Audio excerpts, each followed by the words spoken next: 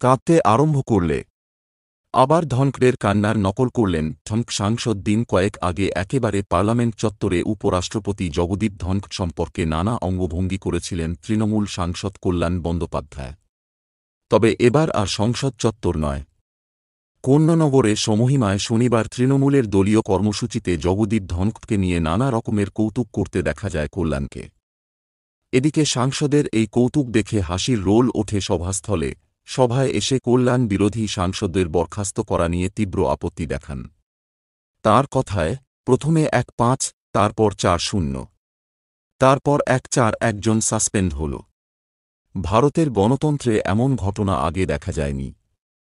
নরেন্দ্র মোদী, অমিত শাহের সাহস হয়নি বিরোধীদের মুখোমুখি হওয়ার। তারা এর প্রতিবাদ করেছে। তবে প্রতিবাদের অনেক ভাষা হতে পারে। চিৎকার, ঠেলাঠেলির পাশাপাশি মজার ভাষাও হতে পারে। যিনি মজা করাটা বুঝতে পারেন না, এটা তাঁর অক্ষমতা। বাংলায় একবার পা দিয়েই সবকিছু বোঝা যায় না। জ্যাঠাকাকাকে ধরে দিল্লি গেলেই কি সব শেখা যায়? বলেন, আমরা প্রথম মিমিক্রি শিখলাম প্রধানমন্ত্রীর কাছ থেকে সংসদে, তারপর নির্মলা সীতারামনের কাছ থেকে। আমরা তো স্পোর্টিংলি নিলাম।